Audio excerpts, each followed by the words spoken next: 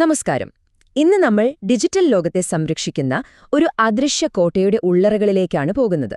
അതെ, ഒരു security operations centre അഥവാ SOCയെക്കുറിച്ചാണ് നമ്മൾ മനസ്സിലാക്കാൻ പോകുന്നത്. ഓരോ സ്ഥാപനത്തിനും ഒരു ഡിജിറ്റൽ ഫ്രണ്ട് ലൈൻ ഉണ്ട്. അവിടെ നമുക്കൊന്നും കാണാൻ കഴിയാത്ത ഒരു യുദ്ധം ഓരോ നിമിഷവും നടക്കുന്നുണ്ട്. അതെ, സൈബർ ആക്രമണകാരികളും അതിനെ പ്രതിരോധിക്കുന്നവരും തമ്മിലുള്ള ഒരു പോരാട്ടം. ആ പോരാട്ടത്തിലെ യഥാർത്ഥ ഹീറോകളെക്കുറിച്ചാണ് നമ്മളിന്ന് സംസാരിക്കുന്നത്.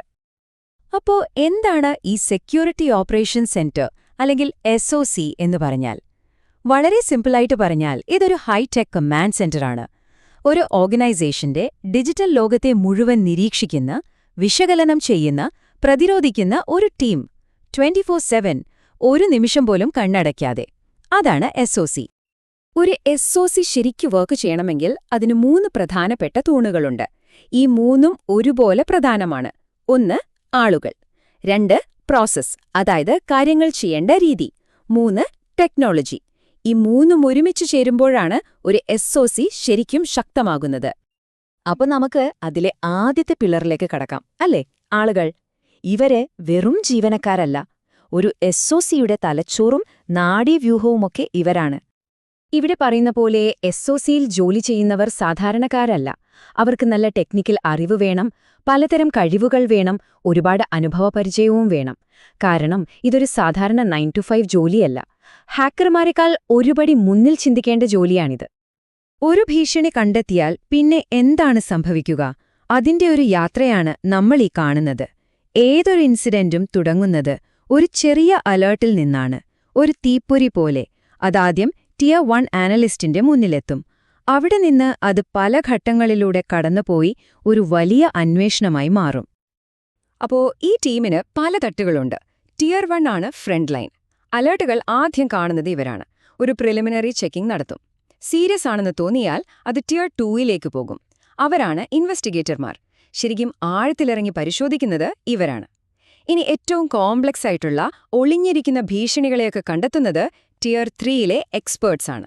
അവരെ നമുക്ക് ഹണ്ടേഴ്സ് എന്ന് തന്നെ വിളിക്കാം. ഓക്കെ, അപ്പൊ നമ്മുടെ കയ്യിൽ ഒരു സൂപ്പർ ടീമുണ്ട്. പക്ഷെ അത് മാത്രം മതിയോ? പോരാ. അവർ എന്ത് ചെയ്യണം, എങ്ങനെ ചെയ്യണം എന്നൊക്കെ അറിയണ്ടേ? അതിനൊരു പ്ലാൻ വേണം, അല്ലേ? അതാണ് നമ്മളെ രണ്ടാമത്തെ തൂണിലേക്ക് കൊണ്ടുവരുന്നത്, പ്രോസസ്. അതായത് കാര്യങ്ങൾ ചെയ്യേണ്ട രീതി. ഇതൊരു പ്ലേബുക്ക് പോലെയാണ്. ഒരു സൈബർ അറ്റാക്ക് ഉണ്ടായാൽ എന്ത് ചെയ്യണം എന്നതിനെക്കുറിച്ച് ഊഹിച്ചു നിൽക്കാൻ പറ്റില്ല. കൃത്യമായ സ്റ്റെപ്പുകൾ വേണം. ഈ പ്രോസസ്സുകളാണ് ശരിക്കും ആളുകളെയും ടെക്നോളജിയെയും തമ്മിൽ ബന്ധിപ്പിക്കുന്നത്. ഒരു റൂൾ ബുക്ക് പോലെ. ശരിയായ ആള് ശരിയായ സമയത്ത് ശരിയായ ടൂൾ ഉപയോഗിച്ച് ശരിയായ കാര്യം ചെയ്യുന്നു എന്ന് ഉറപ്പാക്കുന്നത് ഈ പ്രോസസ്സുകളാണ്. ഒരു ഇൻസിഡന്റ് ഉണ്ടായാൽ അതിനെ കൈകാര്യം ചെയ്യുന്നതിന് ഒരു ലൈഫ് സൈക്കിളുണ്ട്. ആദ്യം ട്രിയാജ്, അതായത് വരുന്ന 100 കണക്കിന് അലേർട്ടുകളിൽ ഏതിനാണ് കൂടുതൽ പ്രാധാന്യം കൊടുക്കേണ്ടത് എന്ന് തീരുമാനിക്കുന്നു. പിന്നെ അനാലിസിസ്, ഭീഷണിയുടെ വ്യാപ്തിയും ആഴവും മനസ്സിലാക്കാൻ ഒരു ഡീപ് ഡൈവ്. അടുത്തത് റെമഡിയേഷൻ, അതായത് പ്രശ്നം പരിഹരിക്കൽ, ഭീഷണിയെ കണ്ടെയ്ൻ ചെയ്ത് ഇല്ലാതാക്കുന്നു. അവസാനം ക്ലോഷർ, എല്ലാം പഴയപടിയാക്കി നടന്ന കാര്യങ്ങൾ ഡോക്യുമെന്റ് ചെയ്ത് വെക്കുന്നു. ഭാവിയിൽ ഇത് വീണ്ടും സംഭവിക്കാതിരിക്കാനാണിത്. അപ്പം ആളുകളായി, പ്രോസസ്സായി. ഇനി മൂന്നാമത്തെയും അവസാനത്തെയും പില്ലർ, അതാണ് ടെക്നോളജി. SOCയോടെ കണ്ണും കാതും ആയുധങ്ങളുമെല്ലാം ഈ ടെക്നോളജിയാണ്. സോക്കിലെ ടെക്നോളജിയുടെ തലച്ചോറ് എന്ന് പറയാവുന്ന ഒന്നാണ് CM. എന്താണിത്? ശരിക്കും പറഞ്ഞാൽ ഇതൊരു അൾട്ടിമേറ്റ് സെക്യൂരിറ്റി ക്യാമറ സിസ്റ്റം പോലെയാണ്. ഒരു നെറ്റ്വർക്കിലെ കമ്പ്യൂട്ടറുകൾ, സെർവറുകൾ, ഫയർവാളുകൾ, അങ്ങനെ എല്ലാത്തിൽ നിന്നുമുള്ള ഡേറ്റ ഇത് ഒരൊറ്റ സ്ക്രീനിലേക്ക് കൊണ്ടുവരും. എന്നിട്ട് അതിലെന്തെങ്കിലും സംശയകരമായിട്ടുണ്ടോ എന്ന് 24 മണിക്കൂറും നിരീക്ഷിച്ചുകൊണ്ടേയിരിക്കും. തീർച്ചയായും CM മാത്രമല്ല സോക് ടീമിന്റെ കയ്യിലുള്ള ടൂൾ. അവരുടെ ടൂൾ ബോക്സിൽ വേറെയും ഒരുപാട് ആയുധങ്ങളുണ്ട്. നെറ്റ്വർക്കിലേക്ക് നുഴഞ്ഞു കയറാൻ ശ്രമിക്കുന്നവരെ തടയുന്ന IDS IPS സിസ്റ്റങ്ങൾ, ഓരോ കമ്പ്യൂട്ടറിലെയും സംശയകരമായ പ്രവർത്തനങ്ങൾ നിരീക്ഷിക്കുന്ന EDR, പിന്നെ ലോകത്തിന്റെ പല ഭാഗങ്ങളിൽ നിന്നും വരുന്ന സൈബർ ഭീഷണികളെക്കുറിച്ചുള്ള വിവരങ്ങൾ നൽകുന്ന ത്രെറ്റ് ഇന്റലിജൻസ് പ്ലാറ്റ്ഫോമുകൾ. അങ്ങനെ ഒരുപാട്. ഓക്കെ, അപ്പം നമ്മള് 3 പില്ലറുകളെക്കുറിച്ചും തനിത്തനിയായി കണ്ടു. ഇനി ഇവയെല്ലാം എങ്ങനെയാണ് ഒരുമിച്ച് ചേർന്ന് ഒരു കംപ്ലീറ്റ് സിസ്റ്റമായി, ഒരു എഫക്റ്റീവ് SOCയായി മാറുന്നതെന്ന് നോക്കാം. ഇവിടെ നമ്മൾ ഓർത്തിരിക്കേണ്ട ഏറ്റവും പ്രധാനപ്പെട്ട കാര്യം ഇതാണ്. യഥാർത്ഥ സൈബർ ഡിഫൻസ് എന്നത് ഏറ്റവും മികച്ച ആളുകളോ ഏറ്റവും നല്ല പ്രോസസ്സോ അല്ലെങ്കിൽ ഏറ്റവും ലേറ്റസ്റ്റ് ടെക്നോളജിയോ മാത്രമായിട്ട് കാര്യമില്ല.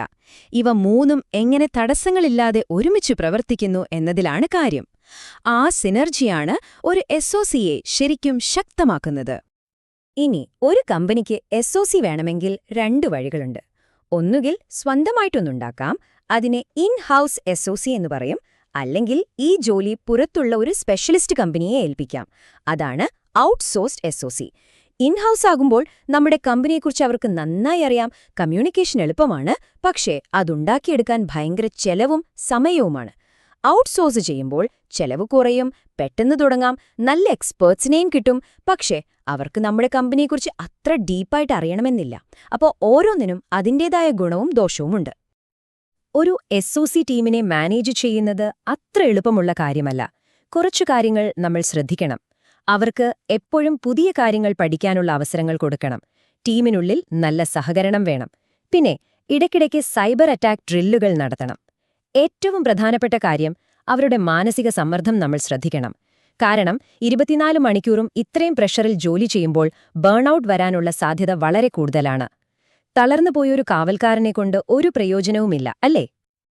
അപ്പോ നിങ്ങളുടെ ഡിജിറ്റൽ കാവൽക്കാർ എപ്പോഴും നിങ്ങളെ നിരീക്ഷിക്കുന്നുണ്ട്, സംരക്ഷിക്കുന്നുണ്ട്. പക്ഷെ സൈബർ ലോകത്തെ ഈ ഓട്ടത്തിന് ഒരു അവസാനമില്ല. അറ്റാക്കർമാർ പുതിയ വഴികൾ കണ്ടെത്തുമ്പോൾ ഡിഫൻഡർമാർ പുതിയ പ്രതിരോധം തീർക്കുന്നു. അപ്പോ ഒരു ചോദ്യം ബാക്കിയാണ്. ഈ മത്സരത്തിൽ ആരാണ് കൂടുതൽ വേഗത്തിൽ മുന്നോട്ടു പോകുന്നത്? ഹാക്കർമാരോ അതോ അവരെ പ്രതിരോധിക്കുന്നവരോ?